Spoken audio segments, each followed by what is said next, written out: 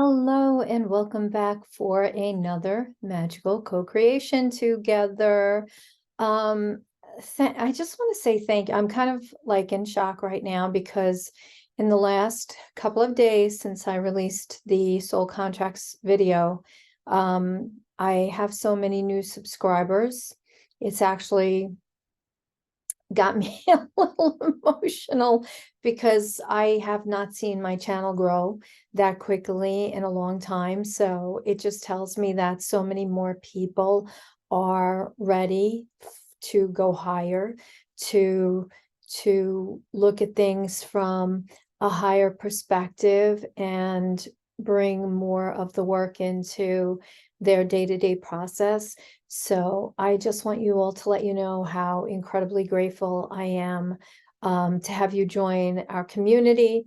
And also to those of you who have been with me for the last couple of years that I've been doing this, your commitment to your work and also to supporting me and my work and your love and appreciation, because I hear from a lot of you behind the scenes, sending me an email here and there, telling me how the work has impacted you, just really just hits me so much, so deeply. So I just wanted to say very, very deeply from my heart to your heart, I'm in such appreciation and deep gratitude for you. Thank you for everything that you are doing to support me and my channel and share the information and get the work out there. And that's the best thing that you could do because so many people are in need right now. So let's just jump into this. This is going to be a part 2 to soul contracts.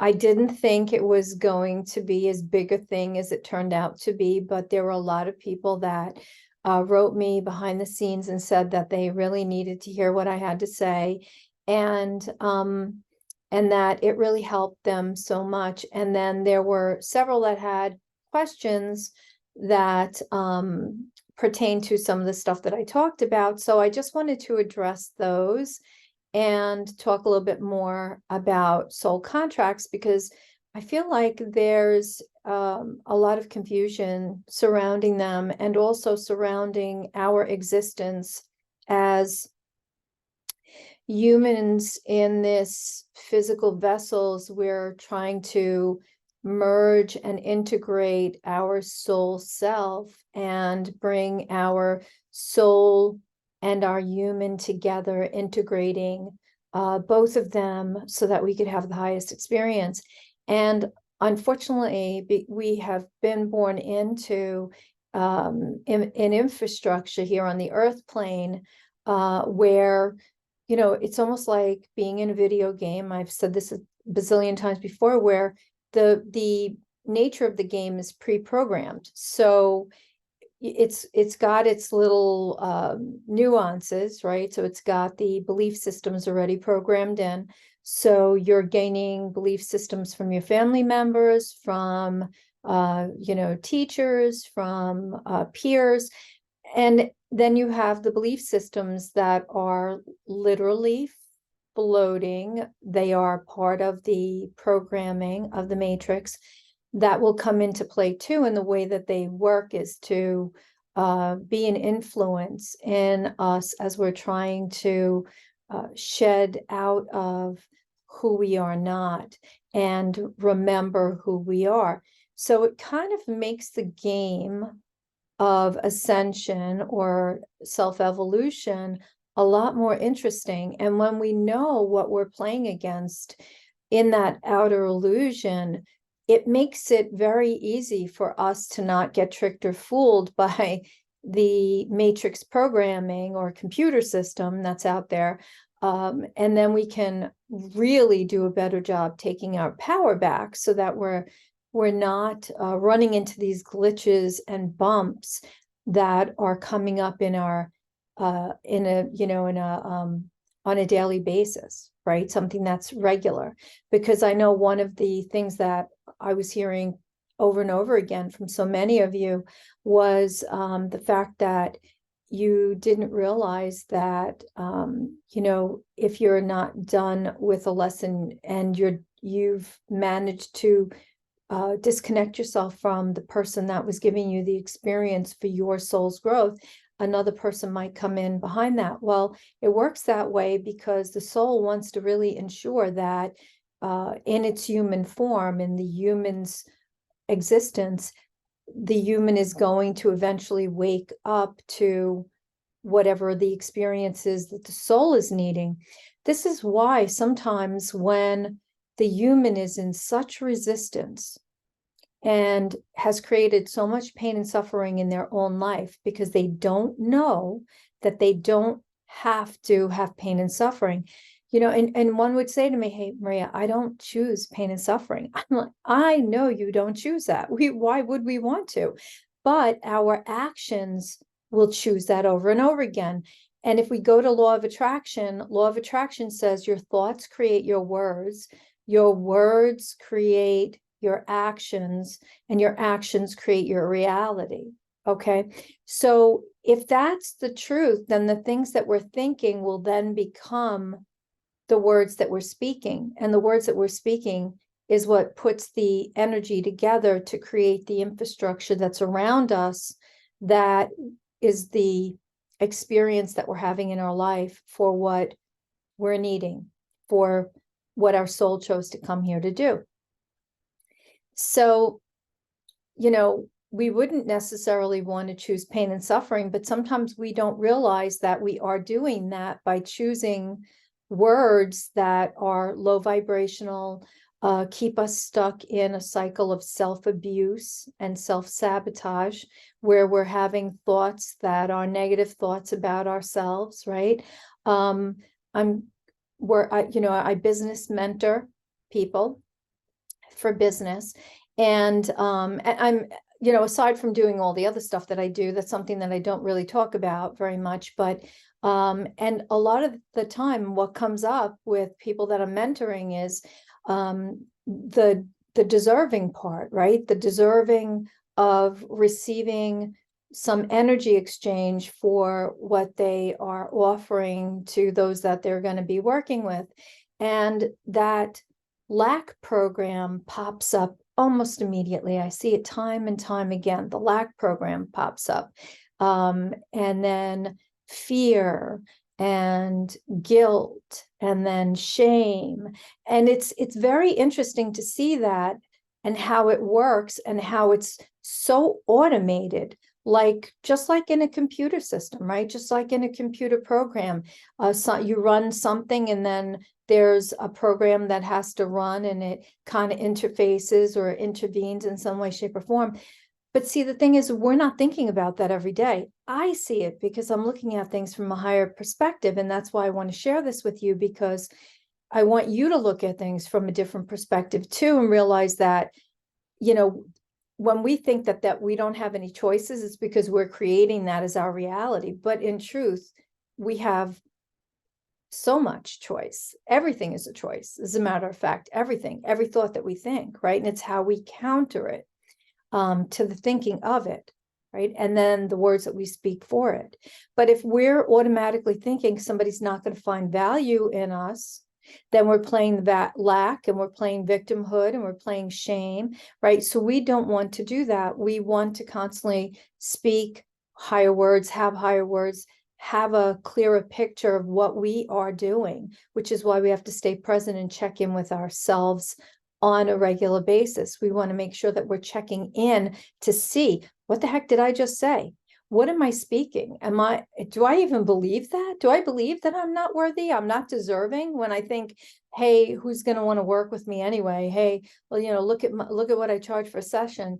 The next thing that comes in should be like, what, are you kidding me? That's cheap compared to what I should be charging for a session, because my work freaking works. And my work works like nobody else's work, right? That's the kind of mentality that we want to have, that we want to put ourselves out with, right? We don't want to shrink back. We want to know, like, my work works. It works. It's the best work. And I've spent a lot of time in this process fine-tuning my work. Plus the other part of me, which I'll make a video on, which is the frequencies that I hold for the potential for you to receive this. So once you open and you decide, I'm going to listen to what you're saying and I'm going to try to apply it to my life in the best way I can and work with it on a regular basis and just stick with it like anything else. You know, after 17 days, it becomes part of your life, but you have to give attention to it and grow it, and then you'll see the change. Okay. But I also bring in a frequency through my voice, through my field. That's a healing frequency. I am an activator, right? For opening your consciousness, for healing that within you that is blocked, or maybe there is an illness or something like that. So as long as you're open and you're desiring, we're going to do this. And I'm giving you my all. You just have to show up with your all, right? And that's kind of what this is about. Soul contracts, my soul contract said, hey, you're coming into this life as life path 22, and your soul wants you to wake up. So it's going to do things. It's just, you're not going to like them sometimes, right? You're not going to like them. But as a soul path, life path 22, you're a master builder. You're here to build stuff and put stuff out there, and you're gonna help people change their lives. And it was a bumpy road getting here. Of course, mine was not full of glamour, but and I will share that with you in upcoming videos. But it helped me to open my eyes to what I was doing and the potential that's out there, right? I'm giving you the same information that took me my whole entire life to figure out, that you don't have to figure out because I've already done that, which is why we're talking about soul contracts, right? So my soul contract is to show up here with you every day that I possibly can, when I can, right? Because sometimes I am working and I just don't have the time, or sometimes the energy, because session work does take a lot of focused attention. So I don't always have the energy after that to make a video. But one of the things that's most important is for us to realize how we're showing up for something, whatever it is in our life, right? And that's when the soul contract comes into play, because then we're looking at that situation or that person and we're saying, oh, what is this bringing in? What is this giving me an opportunity to see within myself? What is the mirror of this person that I'm looking at? Right? What are they showing me? Is it someone who's stepping up as a narcissist, always putting me down, always making it my fault? And is that because I don't believe in myself enough, or I don't believe I'm worthy, or I operate from a place of lack? So I'm going to attract the narcissist, the narcissist in, excuse me, because words they're coming in so fast. I'm trying to keep up with the thoughts that are that the download of information. Really, it's not thoughts. I'm just trying to put them into thoughts that I could speak them out. But so when we're in that situation and we're faced with a relationship that's like that, where somebody is mean to us or whatever, and we're like, why do I keep attracting the same person? Well, we're attracting the same person in that soul contract, because when you pick person number 1 to come in and play that part for you, you're also picking person number 2, 3, 4, 5. And sometimes if you didn't pick enough people and you run out of people, on the spot, you'll make a soul contract or an agreement with somebody to come in and play that role, because you still haven't gotten it and still haven't learned it. You'll do that in sleep state, in your dream state, and you'll just be like, hey, I need another person because I'm still not getting it. Can you come in and play a narcissist for me? Because I really need to wake up and choose myself, right? So when we pick relationships like that, it's always going to be about us choosing us. The person that comes to us and is going to make us feel like we're not enough, they're going to do that because the contract is for us to choose us. And remember something, the soul, the personality of the soul is the personality. It's not going to change. So if you're someone that in this lifetime is learning how to love yourself because you keep picking somebody that doesn't love you enough, and you're like, okay, I'm going to end this relationship and find somebody that loves me, that really is going to love me, That's not how it works, because the next person's going to come in and show you the same thing, that they don't really love you. And why? Because, as you know, the guides would say, it's about you giving you the greatest love you can have. Once you do that, you've healed that soul contract, and now you can bring in the one that's going to give you the greatest love. But until you fill yourself with that love, that's never going to happen, right? So that's why we see this problem with relationships. And if you would like a video on relationships, I'd be happy to do one, but enough people have to desire to have a video on relationships, because I have a bunch of videos already planned, so I'd have to like squeeze it in there somewhere. So if you want one, just drop it in the comments below, and if enough of you do, then I will be glad to do one.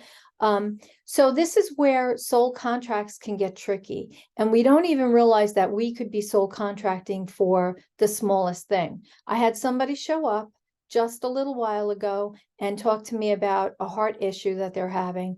And they said, I would like to heal my heart issue. And I'm like, great, let's cancel the soul contract for that, because you're carrying it in your lineage. And somehow or another, in the soul group that you manifested into, the soul group that you're birthed into, that soul group is carrying that a heart condition, whatever the condition is that you're in, right? That's what happens. And so you've soul contracted to carry it in this lifetime. And did you know, you're probably not aware of this, but this is like incredible. I believe it's incredible that we can actually soul contract to people that we love in our family to carry their illness for them so that they never have to get sick. That's a karmic type of soul contract, right? That's a karmic relationship. And I was married to someone years ago who soul contracted with his father to carry the illness on behalf of his father, so his father never had to get sick. And his father was like, when I left the marriage, his father was 86 years old, perfect eyesight, never had any health issues in his life, perfectly healthy. And my ex-husband was, physically a mess with all kinds of health issues. So we can soul contract for that as well. We have to really pay attention to what it is that we're creating in our life. And when we have this awareness, or we have this information, it changes everything. It changes everything. It's really quite incredible. And I think that people get stuck because they're looking at the relationships that they have, and they think that's the relationship I must have, right? And a lot of times we feel that way when we meet people that we feel the butterflies with. We get that whoosh going through us, and we're like, oh my God, the heart is going, and I'm feeling all of this emotion to this person, right? But I'm going to tell you, that's never the relationship that you want to be in. Very, very rarely is that ever going to be a good relationship, one that's whole, that's wholesome for you. 99.99999% of the time, those relationships are going to be karmic in nature. So again, that type of relationship is pushing you inward to love yourself, because I guarantee you, you're not going to see it, but that person's either going to be a gaslighter, they're going to be manipulative, they're going to be a narcissist. It takes us stepping back away from the glamour spell that they put on us to see what the truth, the underlying truth of that situation is. Okay. Let me read some of the questions. I've already answered some of them through the first sharing of this, but there were some questions that I wanted to get to in this. So somebody asked, are soul contracts there only for negative situations? How can we keep the good ones and not break those? Well, no, they're not only for negative. We would make soul contracts for good events or positive events in our lives, or positive situations. Let's say that you had to bring a child in that was a special child that was going to do something magical on the earth. You might come together as parents to be able to birth that child. That would be a contract for good. That would be a soul contract for good, something good. The relationship dynamic might not need to stay together, and might need to come apart, in which case the parents would get divorced.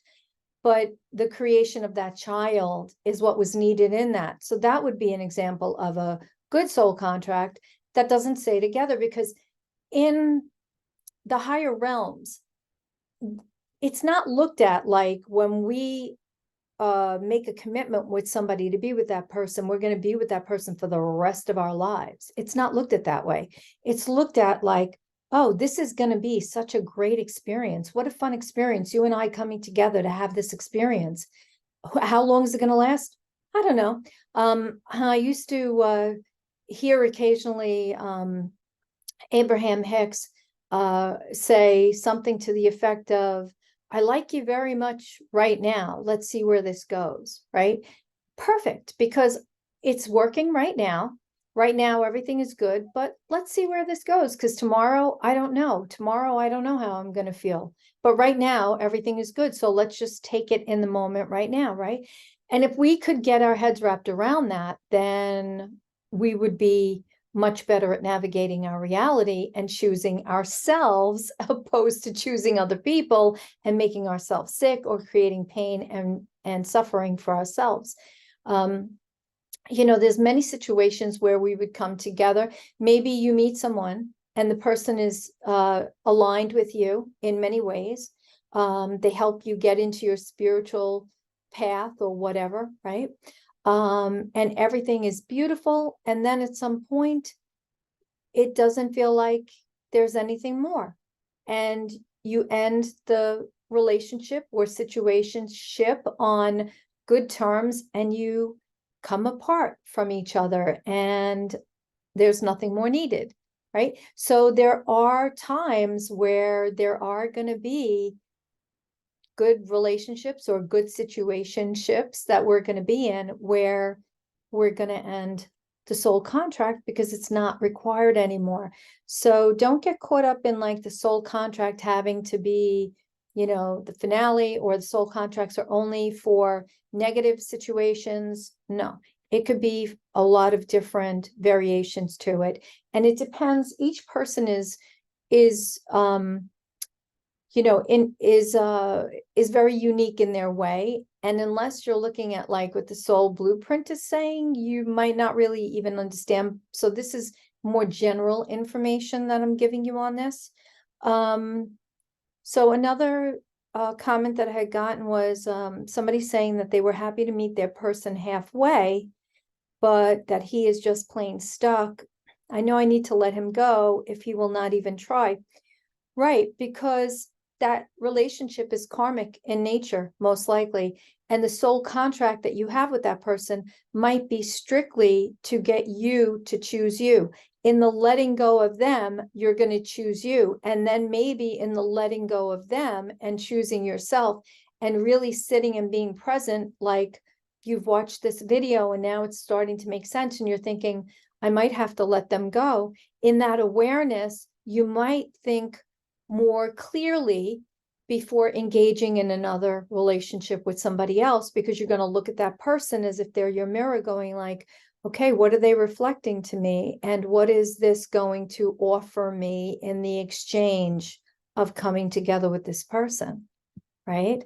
So, okay. The next question, this one's a little long. Thank you for this beautiful video. You're quite welcome.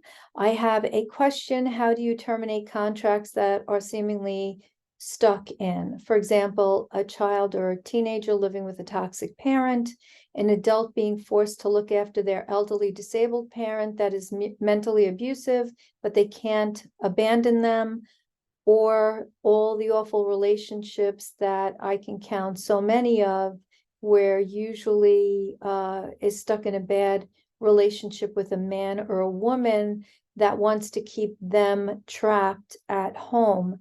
They usually have kids, can't afford to work because they don't have childcare, no family. She's isolated. The man threatens to do something horrible if she tries to leave. She's usually drained from the situation, feels hopeless.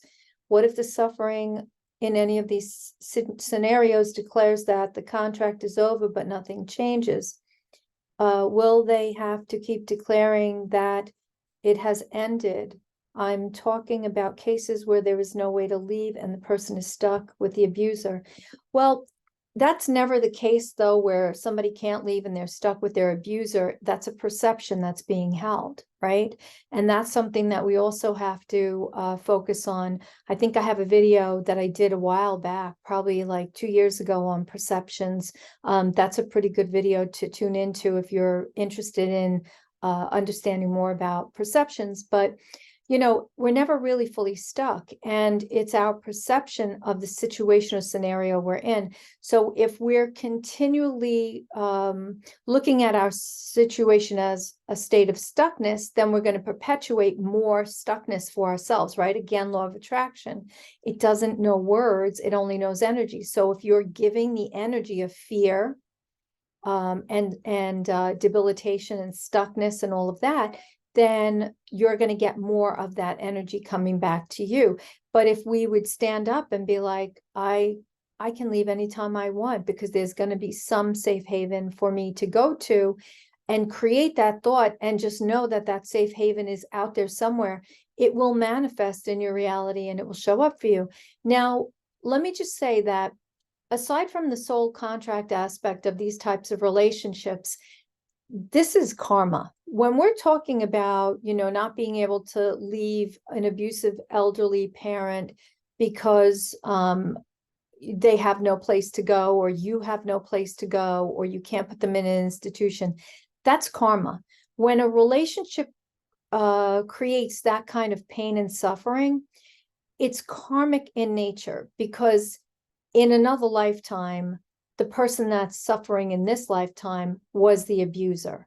We play all of those roles. We play the good guy and we play the abuser, right? We play every single role, okay? So you have to look at it and see that there is, something else going on here. It's not just about the soul contract. There's an edge of karma attached to this. Whenever there's an abuse patterning, right? Even if it was like a family dynamic, the husband's an abuser or the wife is an abuser, and the others in the family dynamic are suffering and they feel like there's no escape or they can't leave. They're suffering because in another lifetime they caused abuse. And so when we can see that, it still plays into feeding into our own self-empowerment. And then eventually, through our own awareness, of course, it takes work. I'm not going to say it's easy, because that would be a lie.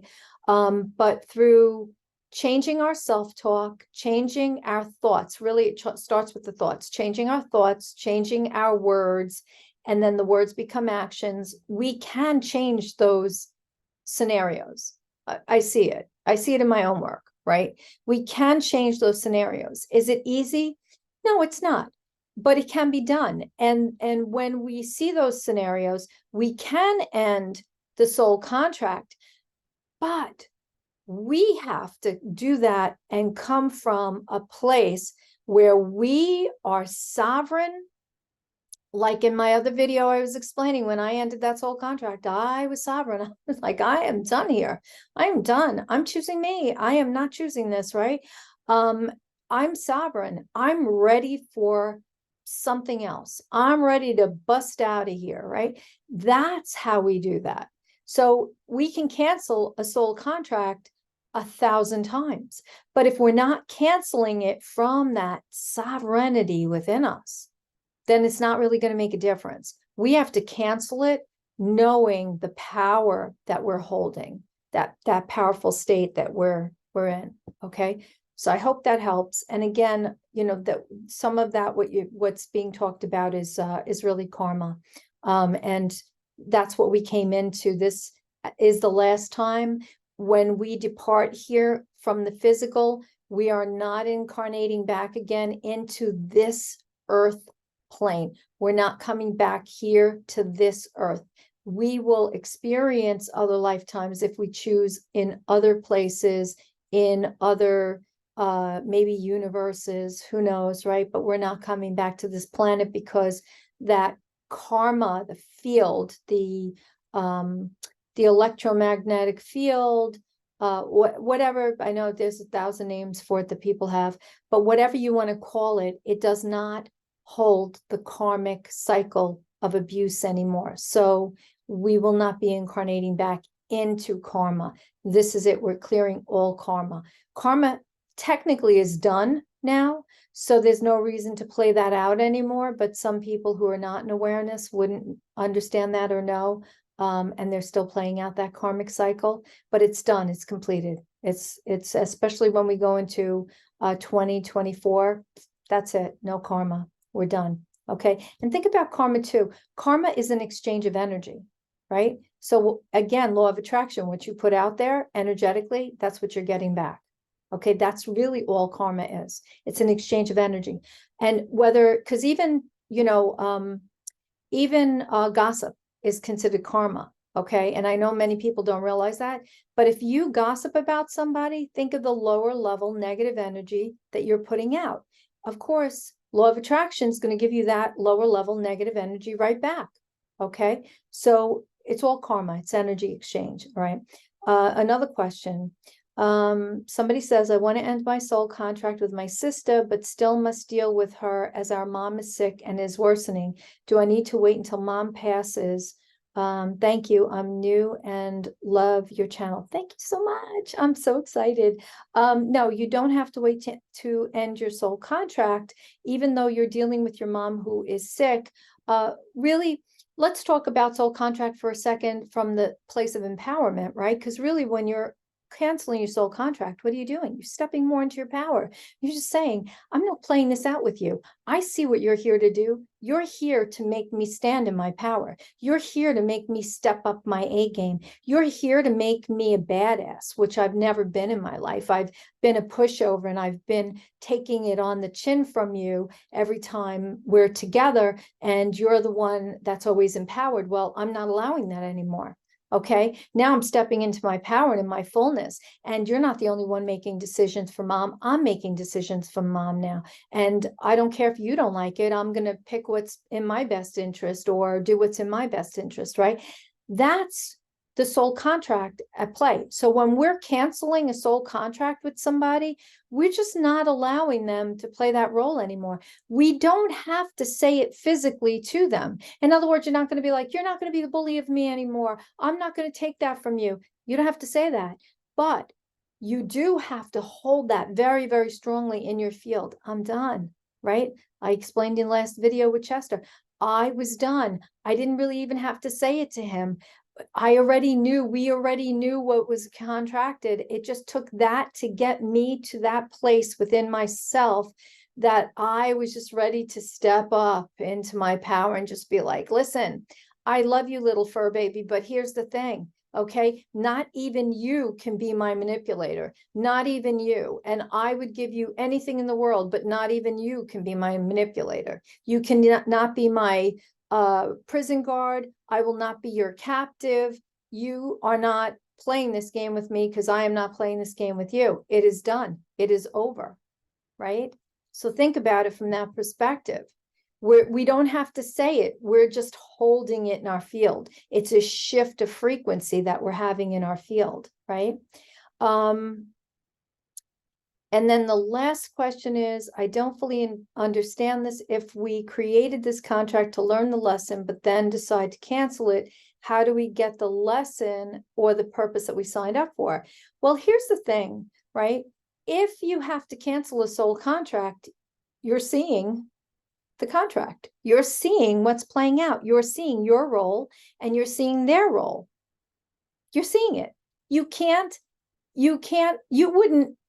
would not normally think to cancel a soul contract unless you got information like here, for example, and we're like, oh, I didn't even know there was such a thing as soul contracts, or I wasn't aware that I was playing out a soul contract, or that there even something like soul contracts existed, right? Once you become aware, once you see, you can't unsee it. You can't unknow it. You can't. So once you make the decision that this person is, blowing smoke, right? Or manipulating or lying, being deceitful in some way and causing you to feel insignificant or insecure. Anytime you're in a relationship and you feel insecure with the other person, no, doesn't work. Why would you let somebody do that to you? Right? See what's happening here. You're feeling insecure with them because they're playing that role with you so that you finally get angry enough to step into your power and go, I'm not allowing this in my life anymore. I'm not letting you do this, and I'm not letting anybody else do this. Right? Once you see that soul contract and you cancel it, you need to hold that frequency of empowerment so that you're not letting anybody else have a ticket, right? You're not going to go into dream state or sleep state and contract with somebody else to show up because you still didn't learn the lesson. And that was the last person that you had when you incarnated. So now you need another. So you're going to go into dream state and you're going to just pick the next person that comes along. Oh, I'm going to meet you tomorrow, so I'll choose you. And that's what we do. We do it in dream state. Oh, I'm going to do it. Is that okay with you? Yeah, that's okay. I got to play that role with somebody. Okay, I'll play it with you. And you could be the big bad wolf, or you could be, the female that's going to be the problem in my life. That's going to be too good for me or whatever, right? So we have to see it. We have to be aware of it. And we have to be aware of how this works. And then when we can be aware of how it works, we can heal it, right? So awareness is key. Perception is everything. And the more information that we have, the better job we're going to do at being us in our most authentic state, right? Authenticity is key. Transparency is key. And integrity is key. Those three things, soul aligned, right? Authenticity, transparency, and integrity, soul alignment right there. Okay. So I have to run because I have a session coming up, but I hope this information has helped you in some way, shape, or form. I would love to hear from you. If you are interested in me doing the one on relationships, drop a comment below. If you have any questions or anything I can help you with, drop those below too. I will try and get back to them. I do have some videos lined up to do. So if there's something you want me to do that you have a question on, please let me know, and I will be happy to either, put it in the schedule somewhere or get to it at some point in time when I am able. All right. Thank you again so much for connecting with me here today. I truly appreciate everybody being part of this community. It means so much because we are only going up from here. Okay. I can assure you of that. And I'm so happy to be able to connect with you. Have a wonderful, whatever it is that you're doing. Know that I love you so, so, so very much. And I look forward to seeing you again soon. Take care. Bye-bye.